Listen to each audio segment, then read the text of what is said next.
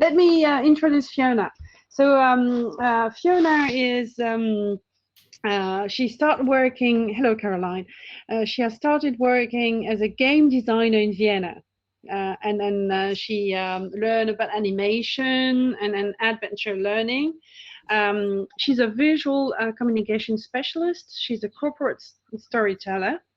And she's working with lots of larger organizations to help them into structuring their message and of course educate them to structure their message. She's working on very complex concepts and explaining these complex to people, to what she calls non-insiders. Because using animation, etc., is not given to everyone. So Fiona is a senior engagement manager at Philips today. She's helped the designers and other corporate creatives to express themselves. And of course their work, make it more visually, more meaningful. And we are very pleased to have with us Fiona, because she's has just she has a new book that is and you can, it's available. It's a book on the post-COVID, and it's a handbook for post-COVID communication. We're going to put the link into the chat so that other participants can download the book. So thank you, Fiona, for being here. And Caroline, welcome. Caroline is the Strategic Communication Director at HAVI. And she's been working on marketing communications and corporate communications for more than 20 years. She's been working with lots of B2B brands in telecom, IT, consulting, supply chain, and mostly in the international roles each time.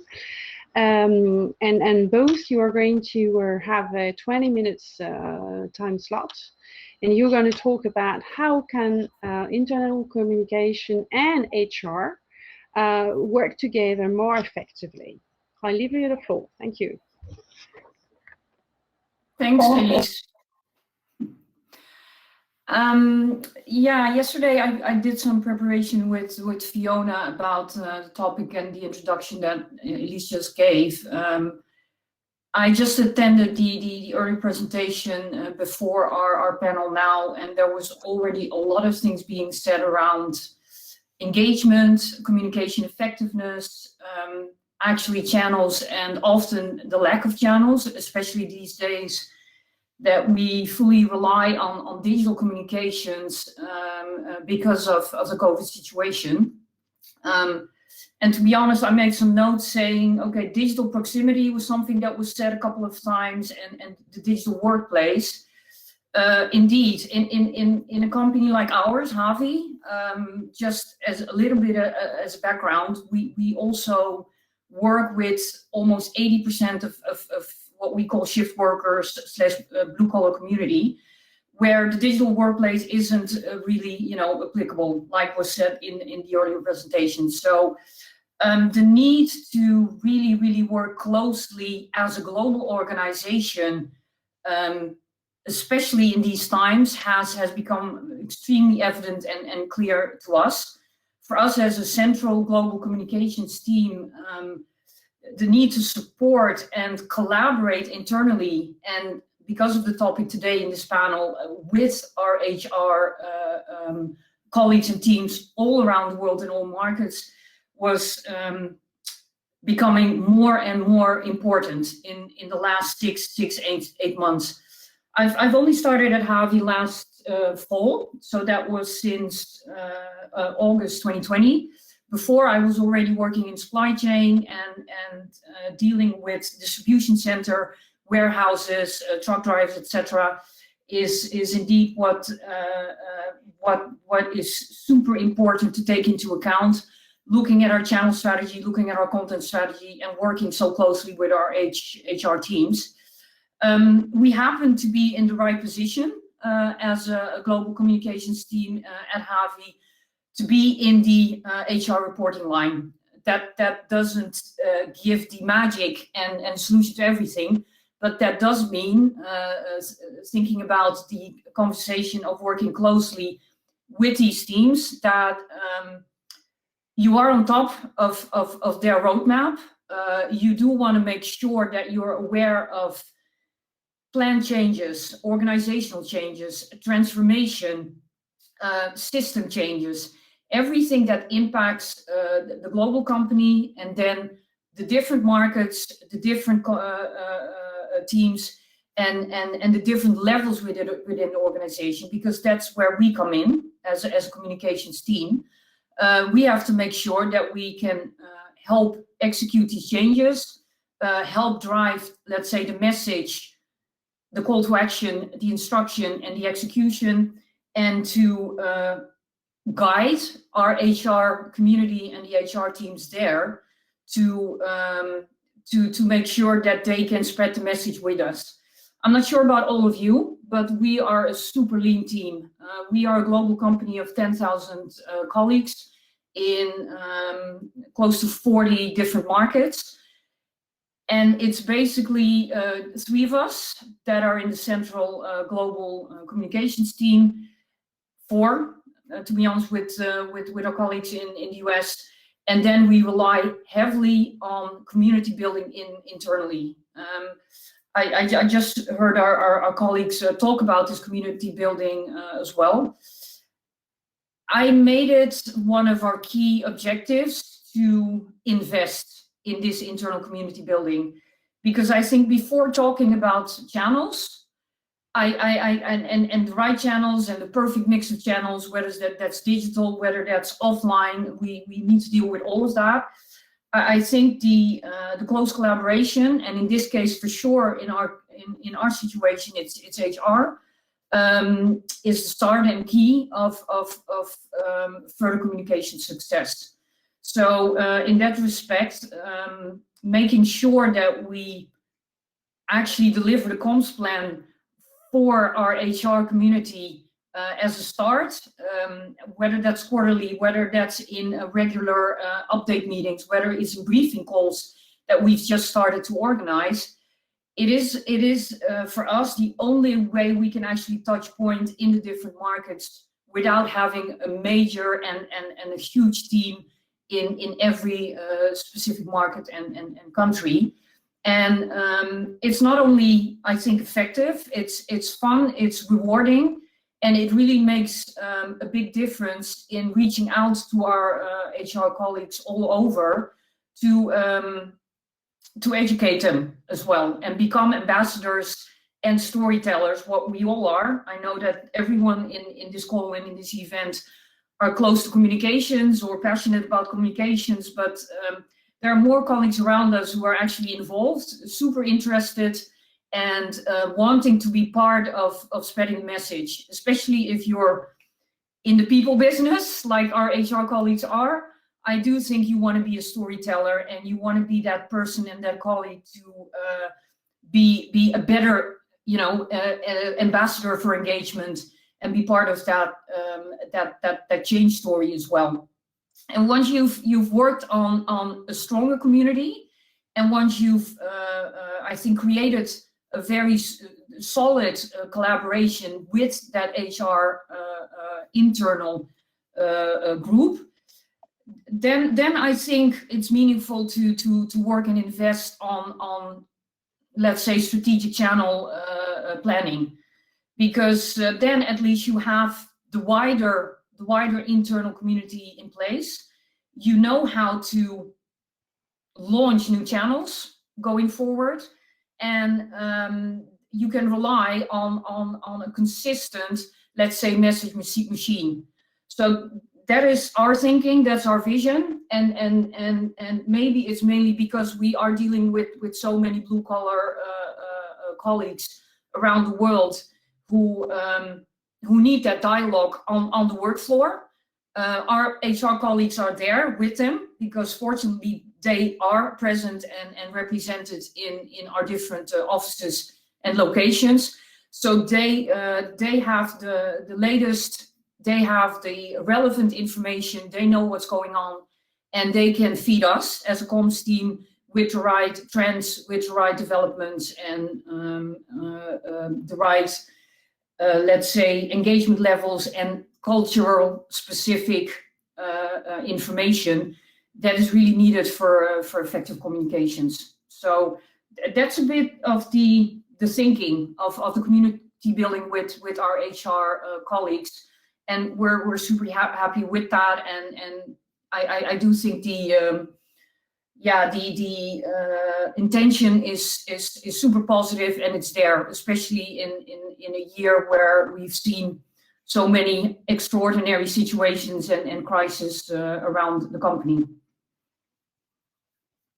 Any questions around that or any comments? Welcome to, this may sound familiar to several of you, but yeah, from us in the supply chain industry, working with blue collars, again, like we've heard before, this community building is the key for our communication success globally. There are some, sorry Fiona, just because there is a question really linked to what Caroline just said. So you said basically that there were before and an after of this HRIC community, and there are some questions around that. One is, how you also involved in the HR services communication? So is it kind of okay? Yeah. And what can you share about this type of communication in particular? What is really different, the before the community and the after the community? What is really different? To emphasize, we're still building and developing the community, which is important, I think, to say. So we're far from mature. We're far from there, but the vision is there, the investment is there, and the intention is there, both ways, both from the HR colleagues and the leadership and ours. In terms of HR service communications, I think you are referring to an example like we're in the midst of preparing for a launch of a new HR system. It's SuccessFactors. It must be familiar to several of you. We're only preparing for that. So we're just being involved in the launch plan, the roadmap, the technical preparation of that. The next step would then be, in the end, once we're ready to launch, to really think of the level of content, the level of messaging, the tone of voice, the localization levels, because as I said, translations, type of messaging, the readiness of the messaging per market, that's a comms and HR roadmap that includes all that knowledge about local markets. And that could potentially be a fairly complicated calendar, but very relevant and very rewarding in the end because of the community input. And without the local information that the HR teams can provide for us, we wouldn't have in time a very solid, I think, comms calendar and plan for the launch of SuccessFactors going forward. But I'm sure by the time we need to launch, the community will be mature enough to prepare for this calendar and a roadmap that is that complicated.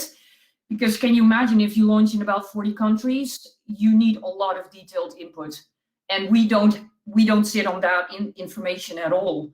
We really need to spend a lot of time with the markets and our HR teams everywhere. And thank God we are in a situation to translate that then into the right calendar. So looking forward to that. But there was, let's say, there was no intention yet to build that community, but we're working on that now. So for a huge change like a new HR system, I hope we'll be ready. So I hope that answers the questions partly, because as I said, I can't answer it from a position that we're already there. We're building the community. Any other questions, Elise? Not so far. Maybe Fiona, can you let us, what can you exchange with us about the, sorry, I cut my microphone. So Fiona, the floor is yours. Thank you. Yeah, Caroline, that gives new meaning to lean. That's super lean. That's It is. respect. We don't have quite that many people and that few communicators to work with that. So I'm going to attempt to share my screen. I'm not incredibly digitally savvy.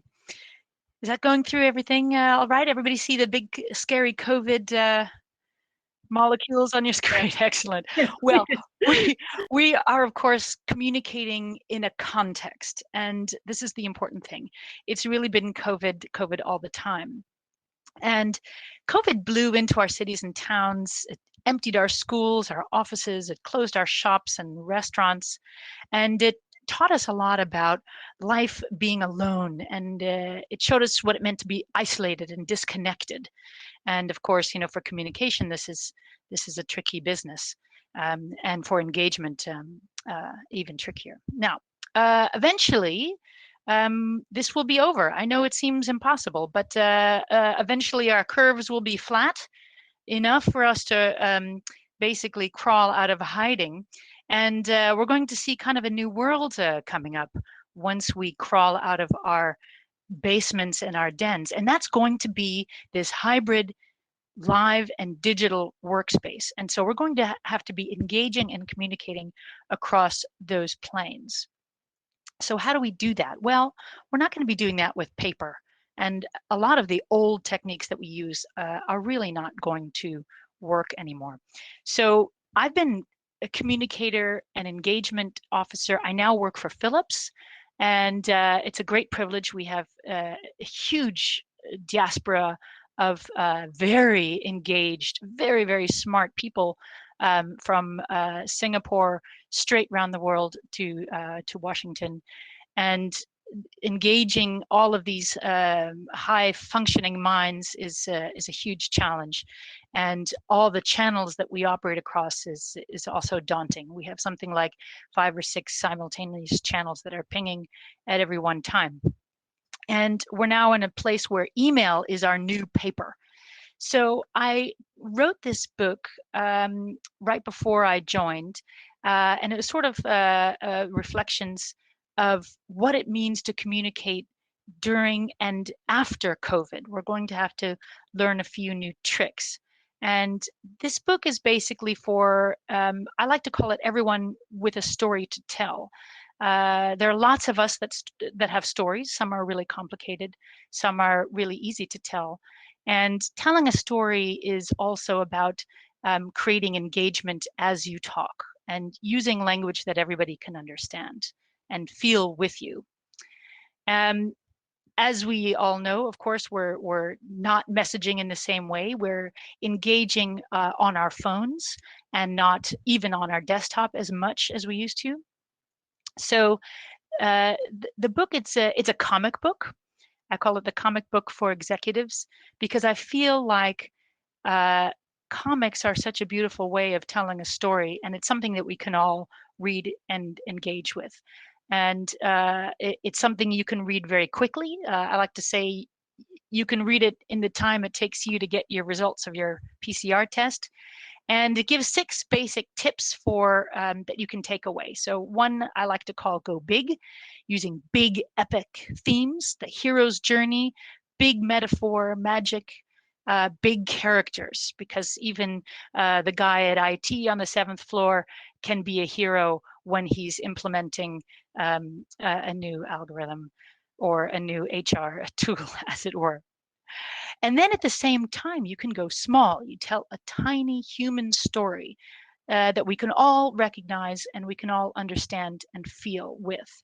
And in many cases, these are the delivery people, the people that brought us our Ubers, the people who were bringing medicines every single day to get us through this crisis. Of course, going visual is a huge way of telling a story with maximum efficiency, and also engagement too. We like looking at visuals, we like watching animation, and we like sharing these things. We remember the things we see, particularly when we say, oh, we can never forget a face. Well, that's because visuals are the natural language of the brain. So if we use visuals, then we're speaking a language that really sticks with our biology. And then, of course, communication is 50% listening, hearing what people are saying. The equal and opposite reaction that we get from our listeners is highly important, because a conversation is iterative. It's organic. It changes as we go. And if we're not listening, we can't hear where the conversation needs to go next, and then it will stick with our audience. I like to talk about the micro message. We need to talk about short bursts of information. We make 1 point per message and not 15 in a long email that we probably won't even read. I love that previous speaker talking about 1 message per slide. I absolutely agree with that. And we tend to not read more than 1 message at a time. And finally, and this is really very important, is we need to be actual humans. We need to talk to people in a different way. We need to have empathy. We need to use warmth. We need to be funny. We need to be honest, a bit humble, positive. This is what is going to connect with people now that we are coming out of this crisis. We're still in it for the time. But as long as we speak to each other in a way that is human to human, then we will most likely get through the signal, through the noise. So this book it's free. It's out there. It's not really publicly launched yet. That will come June 1st. And there's also a way to get little monthly comics, funny things about the workplace and so on. And I feel free to share this with anyone. There's a longer version that's a little bit longer read, but the basic content is for anyone. Thank you so much. And it's true that the visual are really important nowadays. I got a question to you both. Do you think that the speed is going to increase? When I'm talking about the speed is communication. I got some information. It has been communicated to me. I need to understand, and I need to implement. Do you think this range of actions are going to be faster? Do we need to implement, understand quicker, more quickly, or implement in a quicker way? Do you think this is the future? Absolutely. Absolutely. Especially as we ramp up and we're doing global digital onboarding. There's so much change. We're going to have to be pulling people from all over the world and educating them, training them up quicker and quicker. The pace of this is definitely increasing. Caroline, can you see the same elements in your company? Yeah, totally agree. It's I think the meaning of flexibility is almost like aligned with speed, and the expectations high, pressure high, resilience and expectation towards resilience high. So the way that we, I think, follow up change by change, not always planned or expected, is in a very high speed, and I think only increasing more and more. I don't see that changing. So, and the expectation for communications to support that and to make sure that these messages are being shared, distributed overnight in so many countries at the same time as well. That asks and expects a lot from comms departments in general. Okay. Thank you very much. Very interesting. I want to share something that has been shared by Samantha Jones on the chat, which is a little app that can help us to work more quickly. And then it's a tool called Mars View, and it's a tool that automatically records and transcribes and it takes notes basically on your behalf. So Samantha was kind enough to share these little apps. A lot of you have reacted on this. So it is Mars View, and we got the link on the chat. It can help everyone and each of us to work quickly, because the conclusion of your presentation was pointed on the fact that the speed, the pace of working is going to increase, and this COVID period has unfortunately trained us on all those tools that we may have had before but not very often used. Now we are completely into Teams and Zooms all day, so this little tool called Mars View can help us to record and transcribe and make notes of the discussion we have with our colleagues. Thank you very much. Welcome. I really appreciated your experience and the things you shared with us. Thank you again.